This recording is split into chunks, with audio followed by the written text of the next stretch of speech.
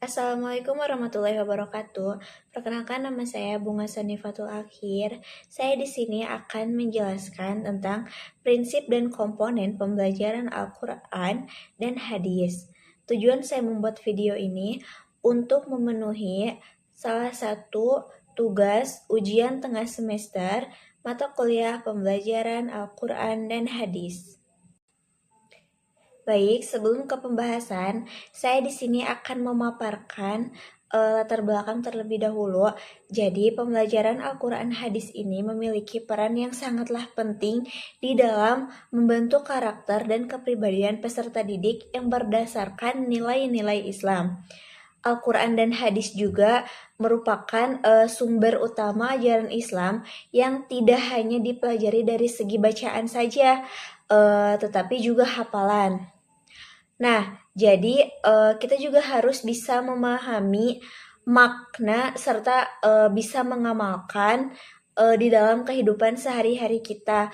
Oleh karena itu, dengan adanya proses pembelajaran ini perlu sangat dirancang secara sistematis, terarah, dan juga sesuai dengan prinsip-prinsip yang tepat agar tujuan pembelajaran ini dapat tercapai secara optimal. Nah, jadi di dalam pelaksanaannya itu pembelajaran Al-Quran hadis ini juga sangatlah memerlukan prinsip-prinsip yang menjadi landasan. Misalnya itu seperti relevansi, keterpaduan, juga kebermaknaan, serta komponen-komponen pembelajaran yang saling berkaitan. Misalnya seperti tujuan, materi, metode, media, dan juga evaluasi. Nah, tanpa memperhatikan prinsip dan komponen tersebut, pembelajaran Al-Quran hadis ini cenderung akan menjadi kurang efektif dan tidak mampu menanamkan nilai-nilai Al-Quran dan hadis secara mendalam kepada peserta didik. Oleh karena itu, kita juga harus menanamkan pemahaman tentang prinsip dan komponen pembelajaran menjadi sangatlah penting bagi seorang guru agar mampu menciptakan pembelajaran yang aktif, menarik, dan juga bermakna. Selanjutnya, pengertian pembelajaran Al-Quran hadis. Jadi, pembelajaran Al-Quran hadis ini adalah suatu proses interaksi antara guru dan peserta didik yang tidak hanya sebatas kegiatan mengajar dan mendengar saja, tetapi juga merupakan proses aktif yang melibatkan pemahaman, praktek, dan juga pembentukan sikap. Nah, jadi di dalam pembelajaran ini juga peserta didik itu diajak untuk membaca Al-Quran dengan benar, serta memahami makna ayat dan juga hadis, serta menghafalnya sebagai pengetahuan. Nah, jadi selain itu juga, yang paling penting adalah bagaimana peserta didik itu harus bisa mampu mengamalkan nilai-nilai yang terkandung di dalamnya dalam kehidupan sehari-harinya, seperti misalnya berperilaku jujur, disiplin, dan juga berakhlak mulia. Oleh karena itu, Al-Quran dan hadis juga tidak hanya dipelajari sebagai materi pelajaran saja, tetapi juga dijadikan sebagai pedoman hidup umat Islam. Jadi, pembelajaran ini juga sangatlah menekankan pada keseimbangan antara pengetahuan, sikap, dan juga praktik, sehingga peserta didik itu tidak hanya tahu, tetapi juga mereka dapat memahami dan juga menerapkan ajaran Islam itu di dalam kehidupan yang nyata, di dalam kehidupan sehari-harinya. Selanjutnya, prinsip pembelajaran Al-Quran dan hadis di dalam konteks pendidikan agama Islam. Nah, jadi dalam konteks ini, pembelajaran Al-Quran hadis itu tidak hanya cukup untuk menekankan pada aspek kognitif saja, tetapi juga pengetahuan seperti membaca, menghafal, dan juga mengetahui arti ayat maupun hadis. Jika kita hanya fokus pada pengetahuan saja, maka siswa itu hanya sebatas tahu, tetapi belum tentu dapat memahami serta mengamalkannya. Oleh karena itu, pembelajaran ini juga harus menyentuh aspek afektif, yaitu pembentukan sikap dan nilai seperti menumbuhkan kecintaan terhadap Al-Quran, memiliki akhlak yang baik, dan juga kesadaran untuk beribadah. Nah, selain itu, ada juga aspek psikomotorik, yaitu keterampilan atau praktek seperti misalnya praktek membaca Al-Quran dengan tajwid yang benar, serta menghafal dengan baik, juga dapat menerapkan ajaran di dalam kehidupan sehari-hari. Nah, karena ketiga aspek ini saling berkaitan, maka diperlukan prinsip-prinsip pembelajaran yang tepat, seperti misalnya keterpaduan, kebermaknaan, dan juga pembiasaan. Nah, dengan menerapkan prinsip tersebut, pembelajaran itu tidak hanya membuat siswa dapat memahami materi saja, tetapi juga mampu merasakan, melakukan, dan juga mengamalkan ajaran Al-Quran di dalam kehidupan yang nyata. Ada tujuan pembelajaran Al-Quran dan hadis. Tujuan yang pertama adalah mampu membaca Al-Quran dengan benar. Maksudnya itu, peserta didik itu harus mampu melafalkan ayat-ayat Al-Quran dengan aturan bacaan yang benar, seperti misalnya panjang pendeknya huruf, makhrajnya yang benar, dan juga hukum tajwidnya, sehingga bacaan menjadi tepat dan tidak mengubah makna. Tujuan yang kedua adalah memahami isi kandungan ayat dan hadis.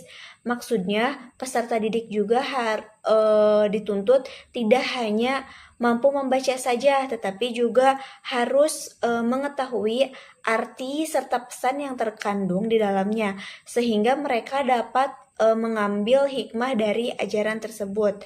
Nah, untuk tujuan yang ketiga adalah menumbuhkan iman dan akhlak mulia, di mana pembelajaran ini diarahkan untuk dapat memperkuat keimanan kepada Allah Subhanahu wa Ta'ala, serta dapat membentuk perilaku yang baik.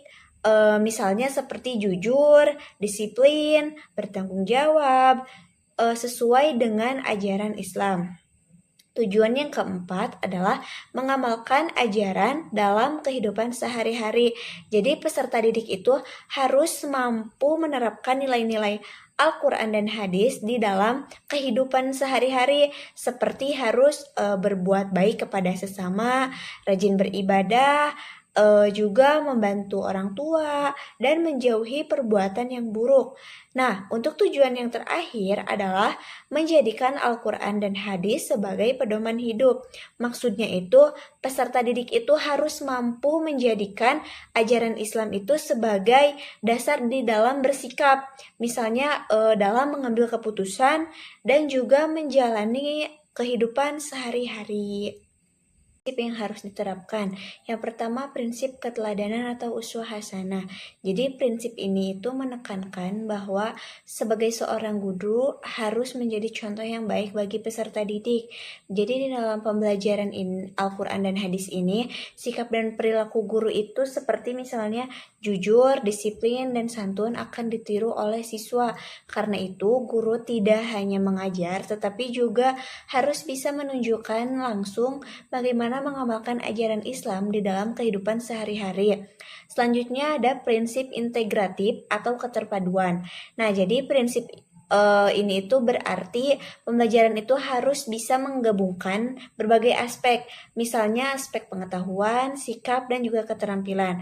Siswa itu tidak hanya belajar membaca saja dan juga memahami ayat serta hadis, tetapi juga harus bisa menumbuhkan keimanan serta mampu mengamalkannya di dalam kehidupan yang nyata. Selanjutnya ada prinsip pembiasaan atau habitualisasi. Nah, jadi prinsip ini itu menekankan pentingnya latihan yang dilakukan secara terus-menerus. Misalnya membiasakan membaca Al-Quran setiap hari, berkata jujur, dan juga berperilaku baik. Nah, dengan adanya pembiasaan ini, nilai-nilai Al-Quran dan hadis itu akan tertanam sangat kuat di dalam diri peserta didik. Dan yang keempat, ada prinsip aktivitas atau student centered. Jadi pembelajaran ini harus berpusat pada siswa. Misalnya, siswa itu harus aktif dalam proses pembelajaran. Mereka itu harus dilibatkan di dalam kegiatan seperti misalnya membaca, menghafal, berdiskusi atau bertanya jawab dan juga praktik. Dengan begitu siswa itu tidak hanya pasif mendengarkan saja, tetapi juga akan bisa benar-benar memahami dan mengalami apa sih yang namanya proses belajar itu. Dan yang terakhir ada prinsip individualitas. Jadi prinsip ini itu menekankan bahwa setiap peserta didik itu harus memiliki kemampuan dan karakter yang berbeda. Oleh karena itu, guru juga harus bisa menyesuaikan metode pembelajaran dengan kondisi siswanya. Misalnya, kita harus bisa memberikan bimbingan khusus bagi yang belum lancar membaca Al-Quran. Jadi jangan disudutkan, tapi kita harus bisa memberikan bimbingan secara khusus. Selanjutnya ada contoh di lingkungan sekitar, misalnya di rumah atau di masjid. Jadi sekarang masih banyak ya anak-anak yang rutin mengaji setiap sore dan juga sudah lancar membaca Al-Quran. Bahkan ada yang hafal beberapa surat.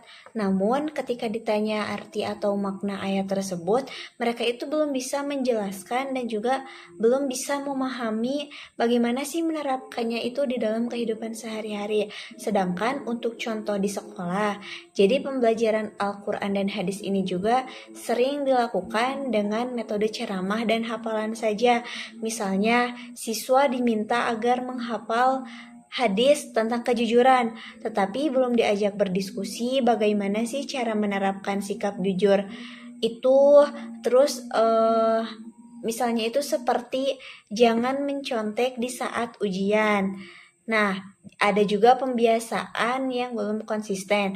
Jadi di beberapa tempat juga sudah ada pembiasaan seperti membaca Al-Quran sebelum pelajaran dimulai. Namun kebiasaan tersebut itu terkadang hanya dilakukan sebagai rutinitas saja tanpa pemahaman makna atau penguatan. Jadi untuk kesimpulannya, pembelajaran Al-Quran dan hadis dalam konteks PAI memiliki peran yang sangat penting dalam membentuk peserta didik yang beriman, berilmu, dan berakhlak mulia. Agar tujuannya itu dapat tercapai, pembelajaran harus dilaksanakan dengan kebermaknaan, relevansi, keteladanan, pembiasaan, serta melibatkan siswa secara aktif. Selain itu, komponen juga merupakan sesuatu yang sangat penting, misalnya seperti tujuan, materi, metode, media, dan evaluasi harus dirancang secara sistematis dan saling berkaitan. Mungkin sekian yang dapat saya sampaikan. Mohon maaf apabila ada banyak kesalahan. Wassalamualaikum warahmatullahi wabarakatuh. Terima kasih.